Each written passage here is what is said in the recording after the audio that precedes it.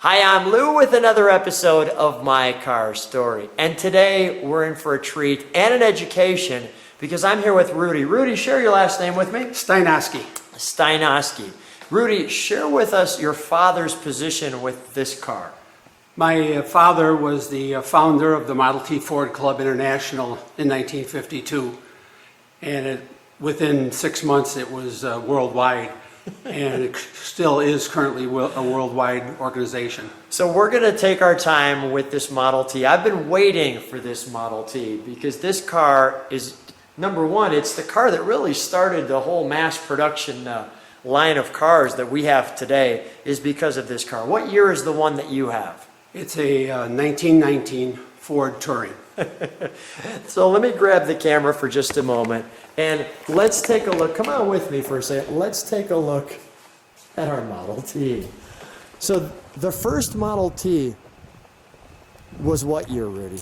1909 is the first model year for the Model T. So this one's 10 years later, and the first ones, to my surprise, what color were they? They were crimson red. They were first red. 2,500 cars. You know, my knowledge goes only back to remembering black. So, and we've got the Firestone tires. These are wood spokes. And tell me about like how these tires work. Is this a tube? What's happening here? Yes, there's a tube inside the tire and a flap. And these particular ones are demountable. The silver rim here comes off with 4 bolts, and then you can repair the tire. The spokes and stay on the hub and spindle. Ford made in the USA. What's inside the lockbox? That's just a traveling toolbox. It has tools to go. And even with the locks period correct. And these are, let's show these lamps. These lamps are kerosene. You can see the holes where the heat comes out. Show how this all operates. You turn and remove the bottom piece, which is the tank, and you lift this out and you can fill it up with lamp oil or kerosene and put it back on, and you open the front and you can light it because the wick would be soaked, and then you can adjust it while you're driving by turning this from inside the car to make it brighter or dimmer. That is great. Okay. With their oil. And now the windshield here is a two-piece, but this top part can fold back if the top is down. Right. And you were sharing with me, you could see all of the cotter pins and things in here. We're not going to take it down. I'll just show you. And the Touring was the open-aired car. What were some of the other models? There was a Roadster, which was a soft top that came down also, but only had 1 seat, and it had a trunk. Okay. And then as he progressed through the years, then he came out later with the enclosed cars, and they had several models. They had a town car, they had a coupe, they had a two-door and a four-door, which was a 2-door, 2 seats, and a 4-door, 2 seats. And then there was one called a center door. Those were primarily used for taxi cabs back in the day, and it had a door behind the driver's seat.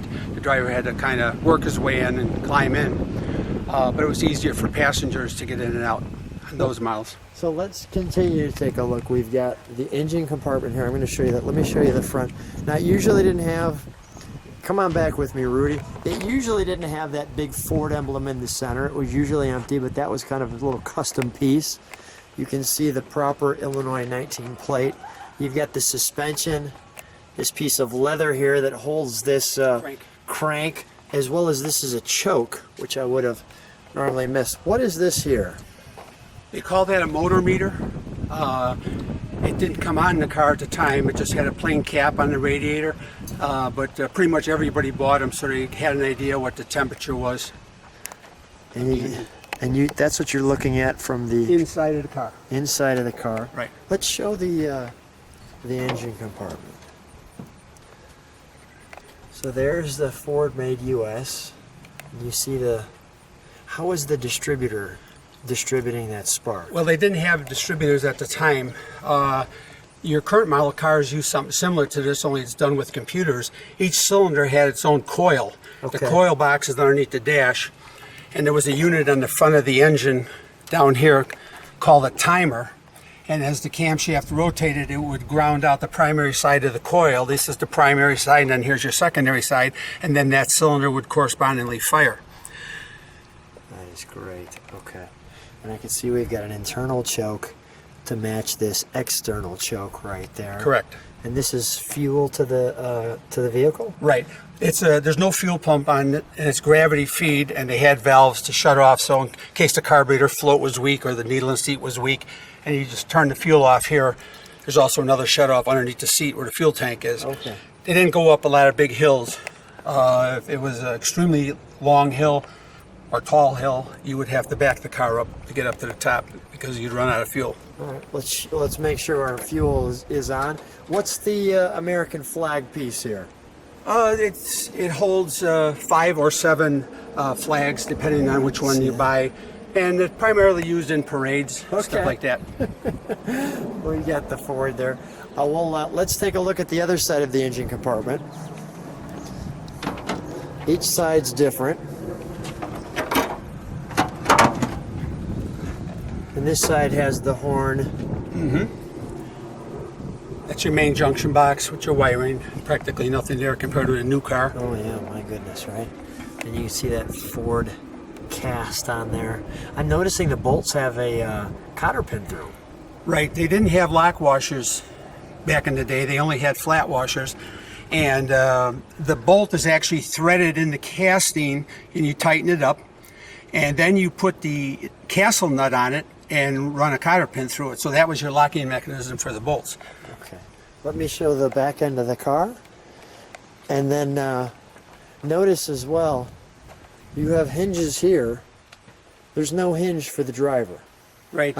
On the driver's side. The American-made Model Ts did not have a door on the left front. You had to enter the car through the right front door. There was a little confusion here with the parking brake or emergency brake lever right here. Okay. So it was easier to just eliminate the door. Some of the Model Ts, like Canada and all the cars that were shipped overseas, did have a left front door on it. Okay. And then you can see the back of the car like so. Now, was this an aftermarket backlight? No, it had a tail light, It did have but there a was tail no brake light. Okay, so tail light, no brake light. Right. Got it. Obviously, the spare tire here, Correct. and this wraps over once this all kind of accordions. Was this accordions back? We strap it down here. Correct. Okay. So it doesn't blow up while you're driving. So what we're going to do is let's shut the other side. We're going to take a quick ride around the block, but by no stretch of the imagination are we anywhere near done, because Rudy will share with us the all the tools and pieces affiliated with the car. All right. So he jumps in. I'm going to follow him. We're going to take a ride around the block. So now tell me, we've got an electric start on this one. Look at the door handle. Yes. There we go. 1919 was the first year for the electric starter on Fords, and it was an option. It didn't come standard equipment. Tell me what the pedals are doing. Your pedals, your pedal all the way on the left is what they call the high-low pedal. Okay. You push it down to the floor, and that's first gear, and the car starts to pull away. Okay. And then when you get up to speed, you deaccelerate all the way, let it up into high gear. So this is your gas. This is the accelerator. Lever here on the left is your spark timing, which is all done automatically on your current cars. And if you want to go in reverse, you push the high-low pedal down just a little bit, Yeah. and you push the center pedal down, Okay. and that's reverse. That engages it. And the pedal all the way on the right is the brake. There are no Oh. wheel brakes on the car. The brake's in the transmission. Okay. All right, and here we go. All right. You know, it's actually pretty comfy in the front seat. You don't feel like you need seatbelts. Let me show what you're doing here. Start it on battery, and then after it starts, we switch it over to magneto. The car runs better. It's a higher voltage, and the car will run a little bit better. There's no speedometer on this. There's no speedometer. So here we go.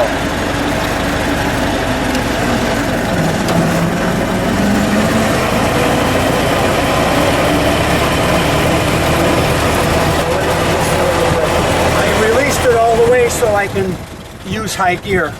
Okay. We're climbing up a hill here, too.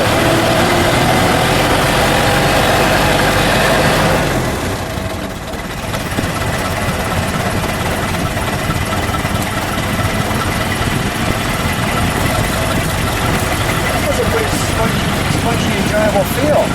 Not too bad. Well, they ran for millions of miles. It beats riding a horse into town.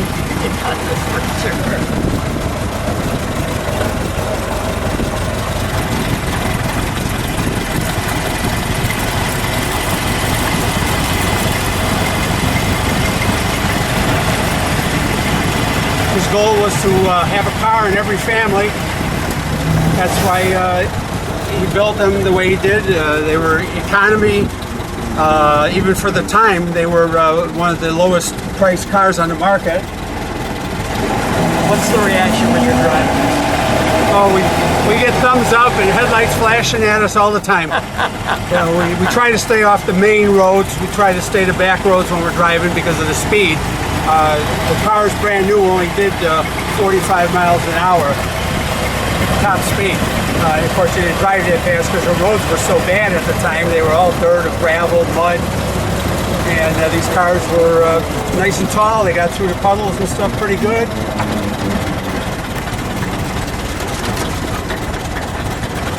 Now, what are you doing here with the accelerator? Is it just as we accelerate closer, we use it accordingly? Right. You have to move it just like you would a foot pedal, only it's done. You could call it cruise control all the time because it doesn't. It's not spring loaded like a normal car. Got it. We're going to drive up into the garage because I want to show you something here. Let me make sure I get the exhaust note on the car. In 1 second. To pop the door open.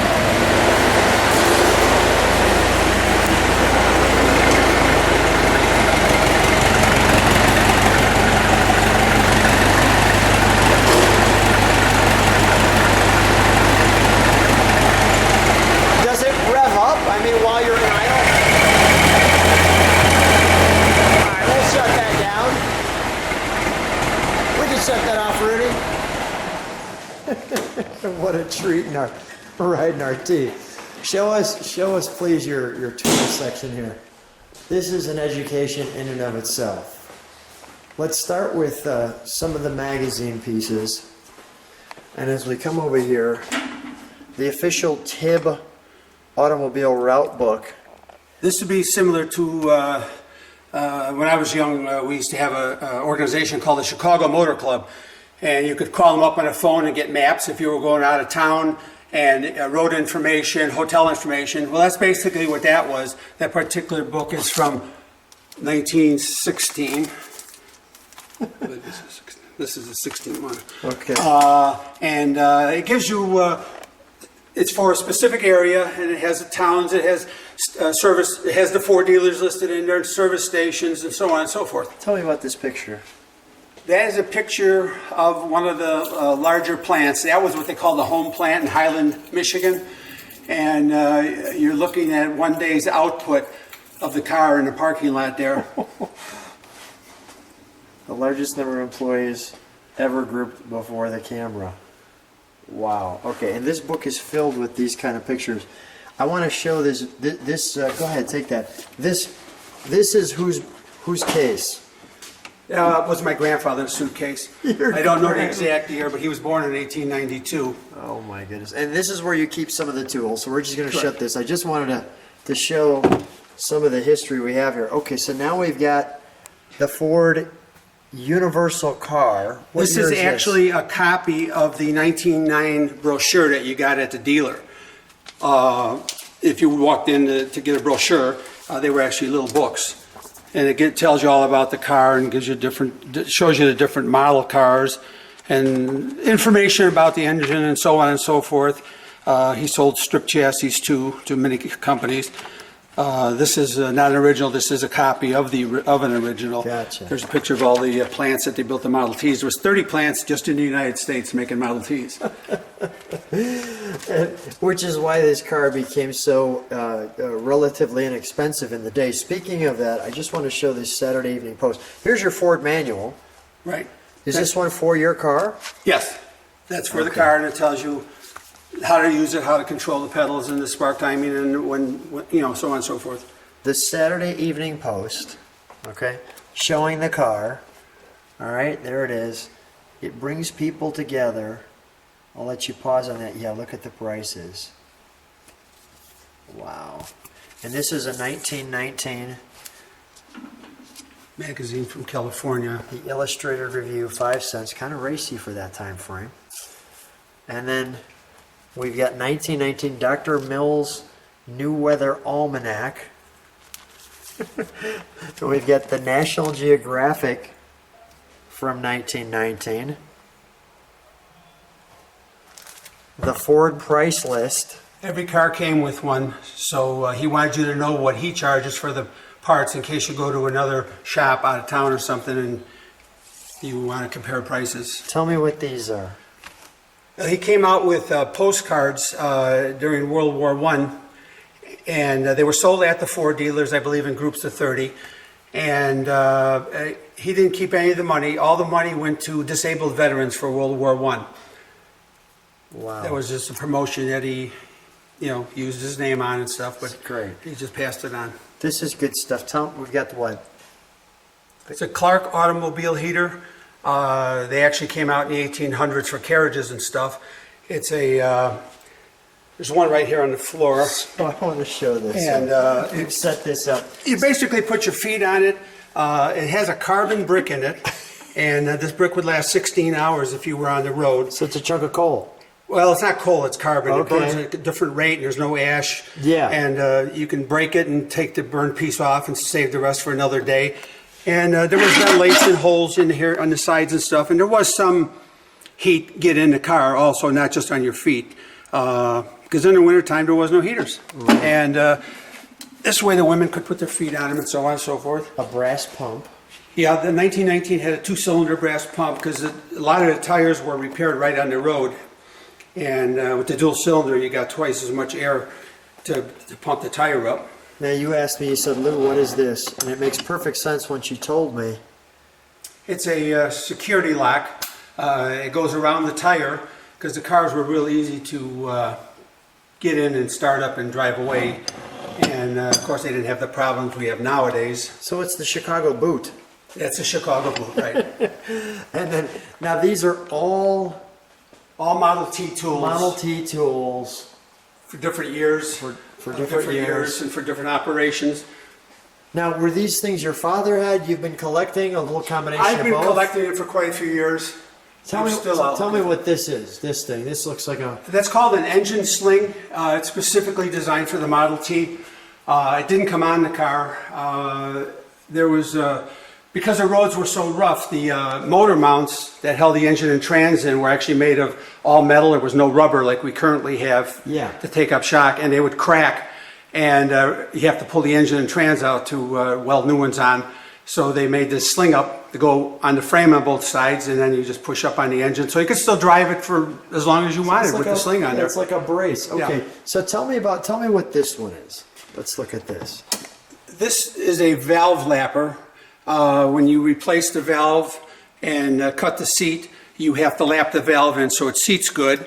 And there was holes in the tops of the valve, and this went down. You held a little pressure on there, and you cranked it, and it rotated it back and forth, but it kept going in a circle at the same time, and that's how you seated the valve to the seat. And this right here is your Fuel gauge. This is a Ford fuel gauge, and what it basically is a it's a dipstick for the. It's a wood ruler, Yeah. and you dip it in a tank, and there was different tanks depending on what model car you had, and of course you'll know which one you had, and then you read the measurement where it is, and it tells you how much fuel you have left in there. What is this thing here? It looks like a spatula. That's actually a dealer tool. This is a body tool. Inside the car, that particular car we're looking at has 279 feet of board wood in there. And all the doors are just a piece of metal over boards. And this would go behind the board to try to rock a dent out if a rock hit it or something. And it's basically a body man's tool at the dealer. Tool. Yeah, okay. It wouldn't be with the car. And even like when I look, you could see the word Ford right on some of the wrenches here. He wanted his name on everything if possible. And even on parts on the car, it's cast Ford. Things that you would never believe would have Ford on it, has Ford on it. Things you'll never see because they're internal engine parts. What's this one over here? That is a Tooth extractor? No, a cell meter. It's a cell meter. It's basically a voltmeter, a low voltage meter, and you stick it. The cells were there was connectors on top of the battery, and you could go from connector to connector to see what each cell voltage is, not the overall voltage. This way, it would tell you which one's bad. And the batteries were rebuildable. The dealers rebuilt them. So you put this right to the battery, and this gives you Yeah, there was bars on the top of the battery, and you would rotate it like that too. I'm gonna let you stand over here. Show me what else I need to know up here. Well, he pretty much had a special tool for every operation.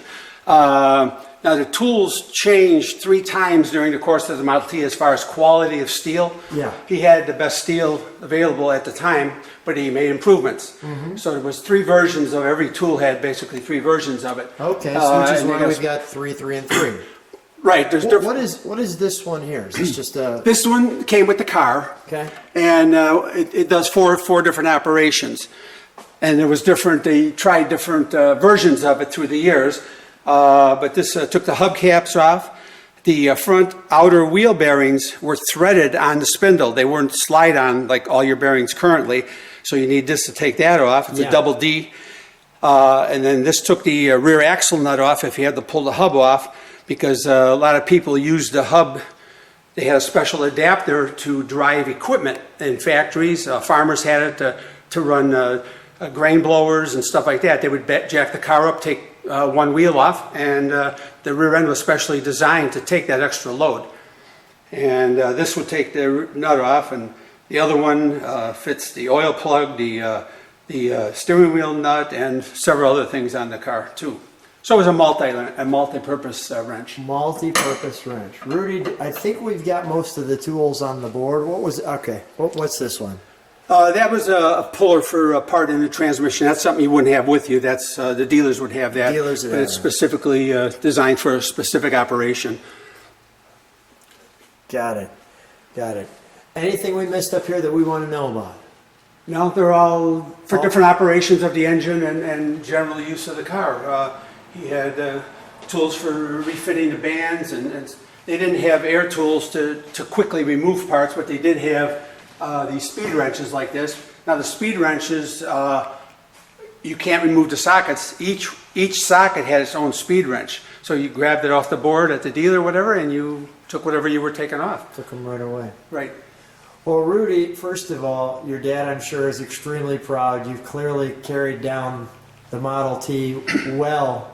And what a wonderful time. I've been looking forward to seeing you for a long time. Thanks for letting me come out. Thanks for sharing your car and your tool room with the viewers. I'm really looking forward to the reaction. No problem. Thank you very much for coming.